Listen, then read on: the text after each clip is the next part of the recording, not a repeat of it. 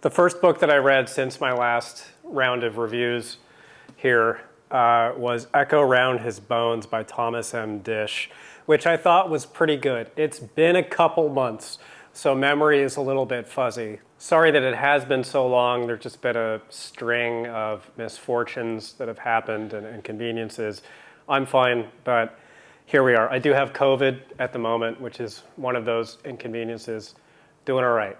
Echo Round His Bones, it's about a teleportation technology that allows the US government to ship people instantaneously to a Mars base, and a side effect of this teleportation is that it duplicates whatever is teleported into a kind of ghostly form that lives on its own independent existence in an alternate dimension that's overlaid on top of our own dimension. This includes people. So every time that people are teleported, there is a ghost person that is doomed to a life of permanent existence in this sort of astral plane where they're half corporeal, they have all the memories of the original person, the sense of identity, and so on, but they can't really touch anything. They can move, they can walk, but they kind of sink into solid matter. The protagonist is a military officer who's teleported and finds himself at odds with a band of previously teleported people who have devolved into sort of psychopath, savage people. And he's instrumental in potentially staving off nuclear holocaust in the midst of, I think, a broader war at home, in the home dimension. And it's clever. It is a little janky, a little jangly. It's Disch early in his career, and it's quite dark and cynical. I will confess my memory of this is pretty hazy.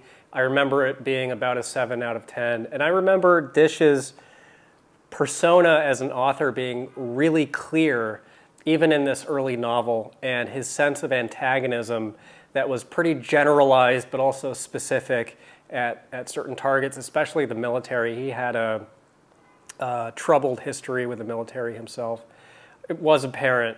I did like it more than I liked The Puppies of Terra, which is the book that I read immediately afterwards. It's about Earth being invaded by these very paternalistic aliens who adopt human beings as pets and infantilize them and turn the entire species into these quizzling, kind of sycophant, indolent, impotent creatures who refer to themselves as dogs. The aliens keep their human pets on what are called leashes, which are extensions of the aliens' own bodies. They're these invisible, ethereal things that wrap around our necks and produce states of euphoria in us. And we're taken off-world to live in what are called kennels, where we're trained to be ballet dancers and opera singers for the amusement of the aliens.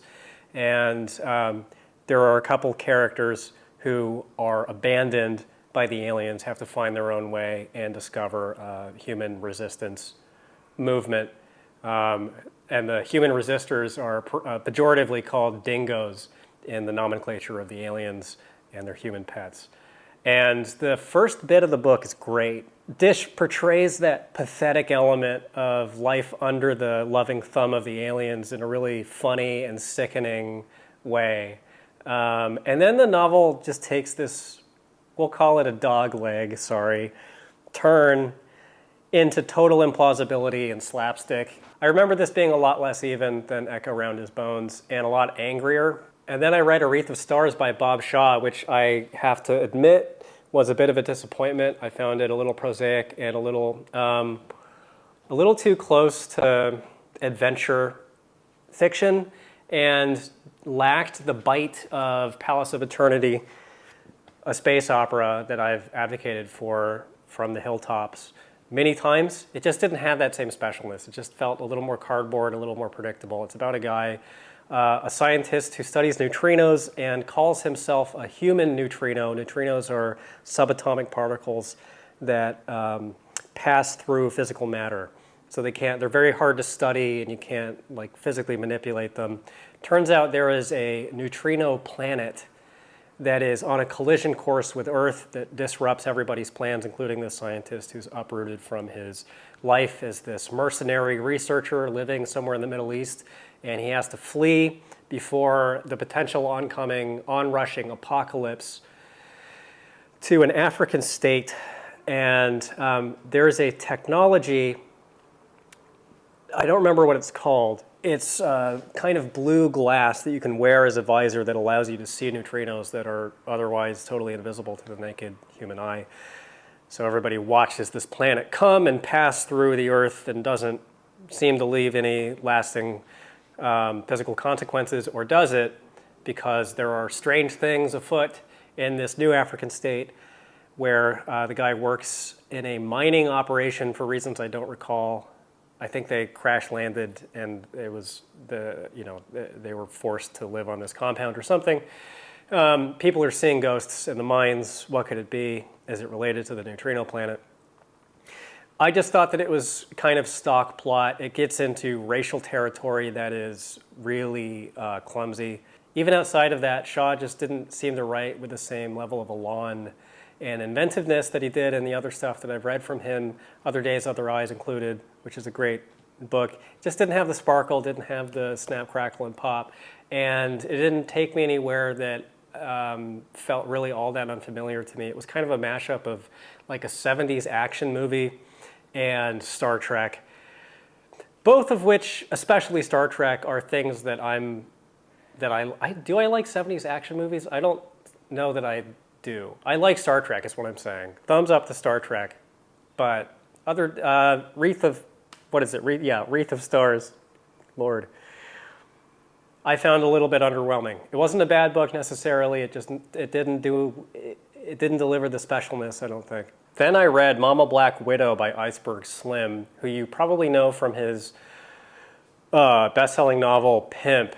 Pimp was published in 1967. Mama Black Widow was published in 1969. And while Iceberg Slim is remembered for Pimp, his other work has really fallen by the wayside, which I think is too bad, having read Mama Black Widow. I was barely familiar with Slim before this.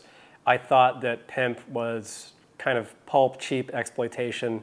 Apparently that is wrong. I haven't read it. But he was a way bigger deal and a way bigger talent than I think he is given credit for, maybe was given credit for at the time, but he had this massive influence both on literature and music. Mama Black Widow is a novel about a black family of sharecroppers. This family, while it lives on an ex-slave plantation in the South, working as essentially still slaves, are led by the great patriarch of their family, who's this folk pastor, who is yanked up out of his roots, as they all are, moved north to Chicago, where he cannot find work during the Great Depression. And the family has a hellish existence in which they all experience their own specialized, subjective kind of torment, living in Chicago, being exploited by landlords and subjected to all kinds of horrors and violence. The protagonist is the family's youngest child, a boy named Otis, who discovers after puberty that he is what's referred to as a transvestite, and I think it's pretty easy to see, reading with modern eyes, was probably a transgender woman, although that identity category was still pretty vague at the time and not well defined. And this is not me reading into a fictional narrative necessarily, because there's a frame narrative in this that it's based on the testimony of an actual person, of Otis's testimony that Iceberg Slim knew and recorded interviews with and then wrote the novel. And there's nothing that really substantiates in either direction that it's a real story or isn't. It just seems very much like it is a true story. And it's a true story, potentially true story, that is given a profoundly empathetic treatment by Slim, a remarkably empathetic treatment, empathetic to the point where it was heartbreaking to read. Otis is victimized in genuinely gut-wrenching ways and ekes out a little bit of dignity in the gay underworld of Chicago. A genuinely just incredible novel. It's one of the best pieces of fiction that I've ever read. It's harrowing and utterly brutal and definitely a hard read, but it's a book that deserves a lot more attention and acclaim. There's a lot in there that is difficult to talk about on YouTube. I'm actually going to just make the Patreon review free, I think. I'll link to that in the description. I talk about it for like 20 minutes or something, and my thoughts are more fresh about it there. This is a book that I want people to pay attention to and to read. Even though it's kind of outside the wheelhouse of the genre fiction that I usually talk about, I think this is one of the more important books that I've read, and it's one that I take a lot of pride in trying to inject back into the public conversation a little bit. Then I read Super Con by J.G. Ballard, another amazing book. It's my favorite Ballard. I'm not sure that I count it as science fiction. It's definitely crime fiction, or a book that deals with issues of science and technology as they interact with our lives and influence our lives. It's about this ultra-rich business park that's developed by these multinational corporations to be their R&D center in Europe, and these hyper-yuppified technical specialists and scientific elite go to live and work there. And it has its own internal culture, cult-like culture, where people work 12-hour days.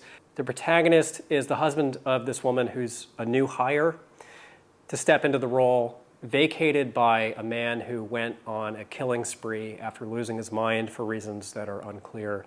Killed something, I think it was like 15 people on this campus. And the husband, while going to live there with her and getting more and more embroiled, both of them in the life on this compound, gets wrapped up in the mystery and deputizes himself to be this citizen journalist or detective and track down this person's trail of violence and tries to piece together the puzzle of what set him over the edge, and uncovers some dark things afoot at this place. I think it's an amazing book. It's hard to give just a nutshell, but more than anything else, I think it's a piece of philosophy dealing with this shift from an older work culture to this new work culture. It was published in the year 2000, and it's the work culture that we still live in, where the line between work and private life is blurred to the point of near eradication, and where corporations take a more and more controlling and paternalistic and ingratiating approach to their employer-employee relationships. It's a meditation on the death of leisure as any kind of a social or civic or work virtue, and movement into this new corporate totalitarianism, and what bruises that leaves on our souls, and what pressures that creates on us, and in what ways those pressures can possibly be alleviated. And it's also a commentary in large part upon state violence, racism, and other forms of exploitation. The only part of it that I didn't really care that much about was the detective work, and this is just my own personal bias. I have trouble following crime fiction sometimes. For whatever, I don't even know why. Sometimes I do. So when it gets into the nitty-gritty whodunit, when the character gets out as Sherlock Holmes, magnifying glass, it lost me a little bit at times, but it's just such a magnificent work that is layered in so many different sheets of symbolism and metaphor, and just profoundly well written. I think it's better than High Rise, which was previously my favorite Ballard. I think it is total, like, stone cold masterpiece status. Completely recommend this. This is one of the best books I've ever read. I really loved it. I was intending to do 10. I've read about 20 books since the last review video, but my energy is winding down. The virus is telling me to cease and desist, so I'm going to go lay down. There will be more of these reviews soon. I need to catch up. I'm sorry that you've been left behind LaHaye style. All right, thanks for watching. See you later.